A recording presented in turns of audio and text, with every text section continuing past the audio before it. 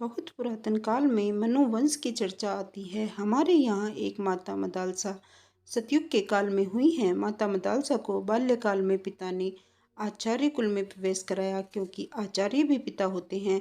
आचार्य कुल में जब उनका प्रवेश हुआ तो वहाँ मदालसा का अध्ययन का विषय था परमाणुवाद। उस काल में उन्होंने विचारा कि मैं यदि गृहस्थ में जाऊंगी तो मेरा क्या क्या कर्तव्य होगा।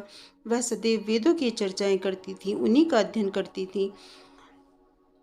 माता मदालसा इसी पर विचार कर रही थी कि इस संसार में प्रकृति की आभा में जो मानव रमण कर रहा है वह मान अपमान में जी रहा है। इस समाज में जो अपनी मानवता को नष्ट करता है वह पशु तुल्य जीवन जीता है।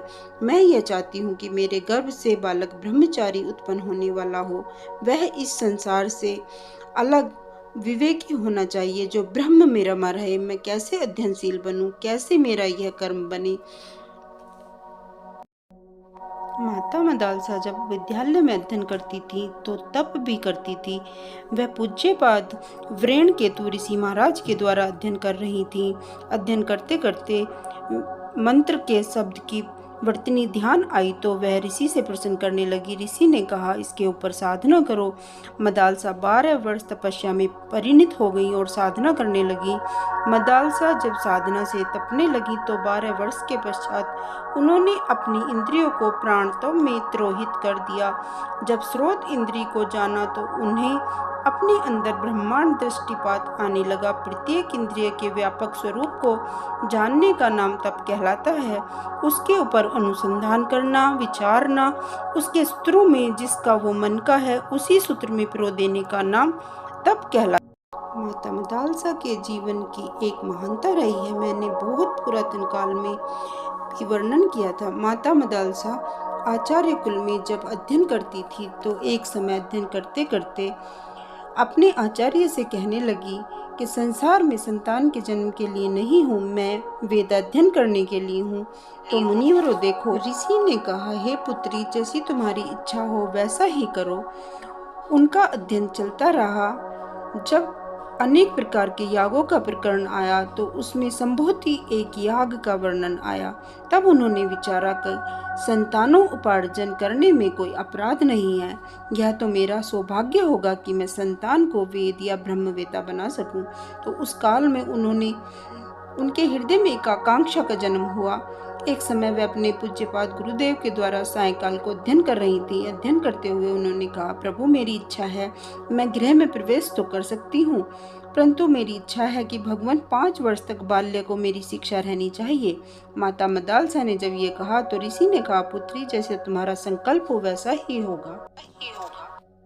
कुछ समय के पश्चात मनुवंश में एक राजा हुए। स्वंत आंतु शत्रुजित के पुत्र ऋतध्वज मनु महाराज। उनके पिता उन्हें राज्य देकर के जब संन्यास को प्राप्त हो गए, परंतु वह राजा बने तो उन्होंने विचारा कि अब संस्कार भी होना चाहिए।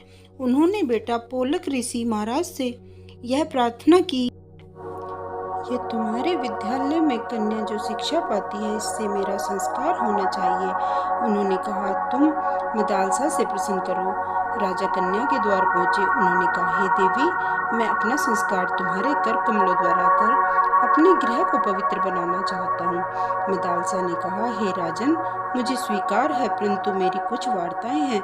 मैं संकल्पबद्ध हूँ और संकल्पबद्ध ही रहूंगी। राजा ने कहा, देवी, जैसी तुम्हारी इच्छा है। तो उन्होंने कहा, मैं जब गृह में प्रवेश करूं तो मेरी स्वेच्छा से ही संतान का जन्म हो। राजा ने उस वाक्य को स्वीकार किया। उन्होंने कहा, 5 वर्ष तक मेरी शिक्षा ही होनी चाहिए। उन्होंने फिर कहा, देवी, जैसी तुम्हारी इच्छा हो। राजा ऋतध्वज और माता मदालसा दोनों ऋषि के द्वार पर पहुंचे और ऋषि से कहा, हम दोनों ने विचारों को कटिबद्ध कर लिया है, संकल्प में बना लिया है। तो दोनों का संस्कार हुआ। संस्कार होने के पश्चात माता मदालसा मनुवंश में जा पहुंची। अयोध्या उस समय उनका राष्ट्र था। जैसा कि माता मदालसा ने संकल्प किया हुआ था, जब वे गर्भ को पूर्णता में थी तो उस समय उन्होंने अपने पति से कहा कि प्रभु, मैं अपने पूज्यपाद गुरुदेव से कुछ प्रतिज्ञा करके आई हूँ, कुछ संकल्प किए हैं जिन्हें पूर्ण करना है। मेरे गर्भ में शिशु का प्रवेश हुआ है। मेरी ऐसी इच्छा है कि मैं अपने आचार्य कुल में भ्रमण करना चाहती हूँ। मनुवंश में उत्पन्न होने वाले उनके पति मदालसा को अपने वाहन में लेकर के कदली वनों में, जहाँ उनके पूज्यपाद गुरुदेव का आसन था, वहां जा पहुंचे। विद्यालय में उनका प्रवेश हुआ तो उनके आचार्य ने कहा हे पुत्री, तुमने बड़ा अध्ययन किया है। दर्शनों और विशेषकर आध्यात्मिकवाद में तुम्हारी बड़ी विचित्र गति रही है। मैं आध्यात्मिकवाद में प्रवेश होकर के तुमसे यह जानना चाहता हूँ कि तुम्हारे अंदर कौन शिशु है जो सूत्र बना हुआ है। माता मदालसा ने कहा, हे प्रभु, इस ब्रह्मांड का जो सूत्र है वह परमपिता परमात्मा है, जो शिशु रूप में इस ब्रह्मांड का सूत्र बना हुआ है। जो भी लोकांतर के ऊपर विचार विनिमय किया जाता है वह पृथ्वी को पिंड के रूप में चिंतन किया जाता है। माता मदालसा ने कहा, मैं यह चाहती हूँ कि मेरा बाल्य ऐसा हो जो तत्वों के ऊपर अन्वेषण करने वाला हो। अपने मानवीय जीवन को वह परम पिता परमात्मा की प्रतिभा से मिलान करने वाला हो। वह ज्ञान और विज्ञान माता पिता के समीप होना चाहिए।